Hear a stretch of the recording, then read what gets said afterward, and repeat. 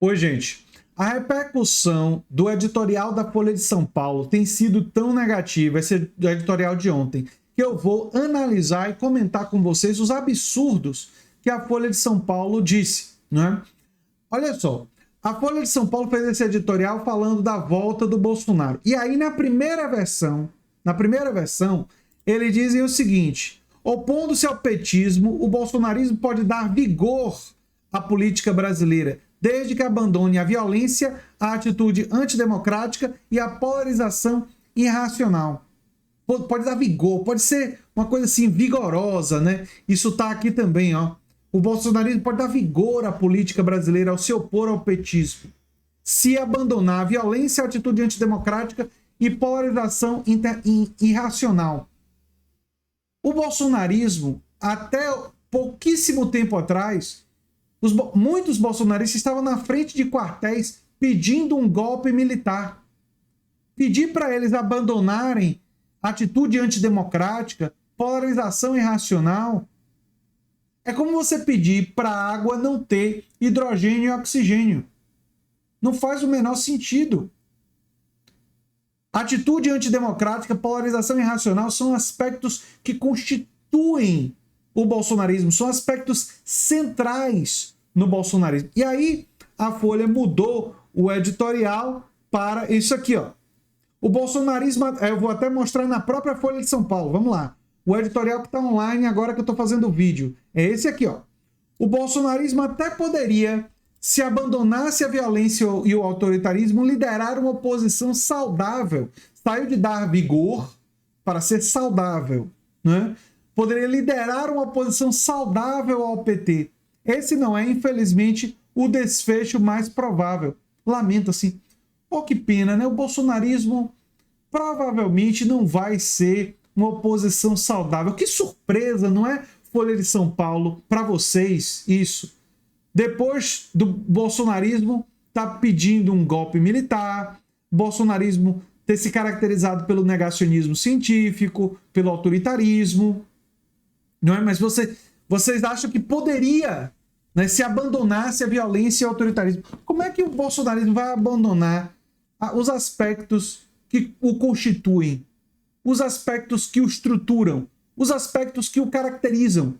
Se o bolsonarismo abandonar a violência, autoritarismo, atitude antidemocrática, o que é que sobra? Sobra alguma coisa? O essencial deles é justamente isso, combinado com o negacionismo científico.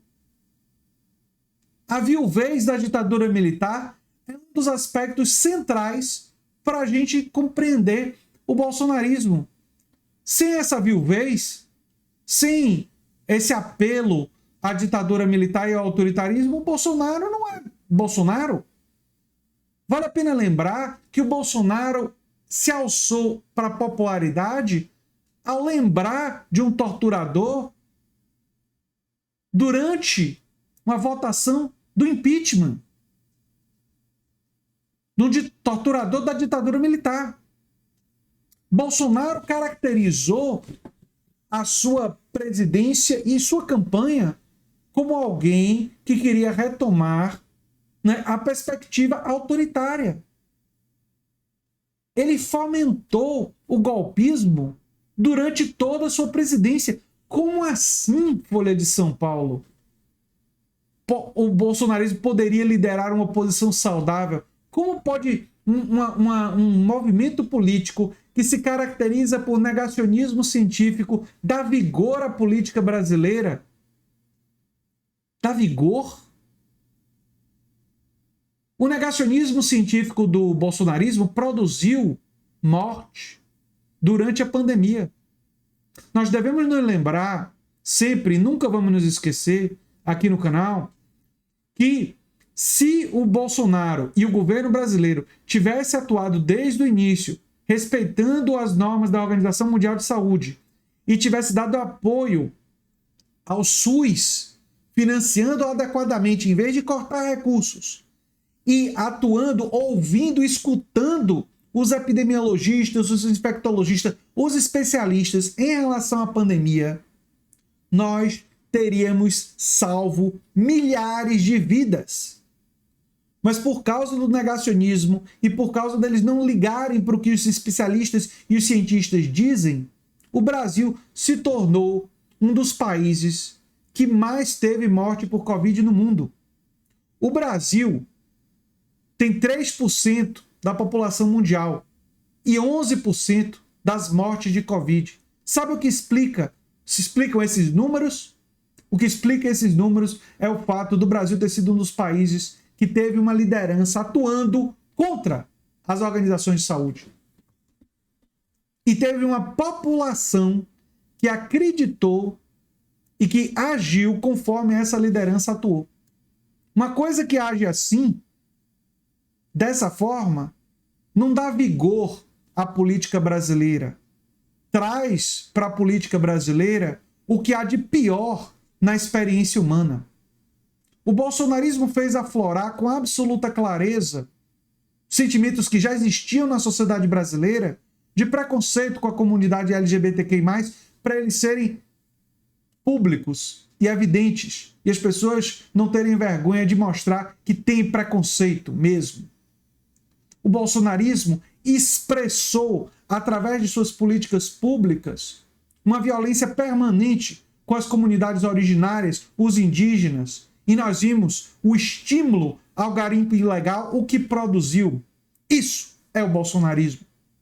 O bolsonarismo e o Bolsonaro deixou queimar a Amazônia e demitiu o Ricardo Galvão quando ele avisou, o diretor do INPE, ele avisou que a Amazônia estava em chamas. E ele preferiu demitir o diretor do INPE em vez de se preocupar com a floresta sendo destruída. Isso é o bolsonarismo.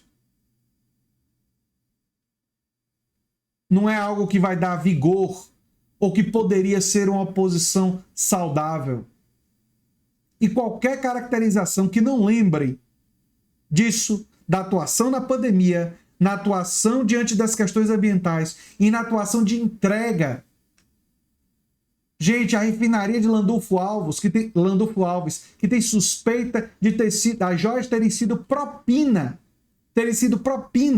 para o Bolsonaro, foi vendida por menos da metade do preço. Foi vendida praticamente de graça. A BR distribuidora, vendida de graça. Tudo o que o Bolsonaro queria e o Paulo Guedes queria era entrega, era dilapidar o patrimônio público. E fez cortes na educação e na saúde durante todo o governo. Só nos últimos meses, na fase final, parou de fazer cortes porque sabia que iria pagar um preço eleitoral. Mas anteriormente era corte. E nunca fez um reajuste nas bolsas de mestrado e doutorado, mostrando que não tinha nenhum interesse em financiar pesquisa científica. Uma das primeiras coisas que o governo Lula fez foi fazer o reajuste das bolsas de mestrado e doutorado, mostrando um compromisso completamente diferente com a ciência. É muito lamentável, embora não seja nem um pouco surpreendente, a postura da Folha de São Paulo. Não é surpreendente porque a mídia corporativa vem dando demonstrações e a própria Folha de São Paulo dizendo Eduardo Suplicy furou a fila, né? Que eu critiquei duramente aqui.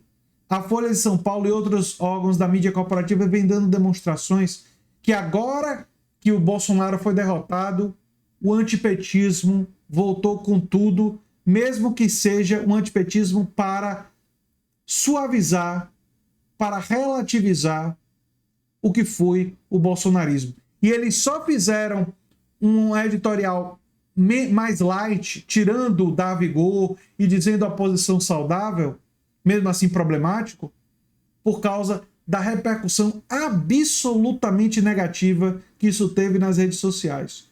Porque se não tivesse tido repercussão, se esse editorial tivesse ficado pouco lido e pouco destacado, ia ficar por isso mesmo. Isso é lamentável que a imprensa brasileira haja dessa forma com relação ao movimento que queria tirar a sua liberdade de imprensa. Isso é muito, muito curioso, muito interessante de perceber, não é? O quão longe o antipetismo leva setores da mídia corporativa desse país. Eu sou André Teixeira Jacobino, o canal Nova Máquina do Tempo. Se você gosta do que a gente faz, se inscreve, dá um like, compartilha, quem sabe se torna membro ou apoiador do canal, quem sabe faz um dos nossos cursos. Um abração e até o próximo vídeo. Tchau, tchau.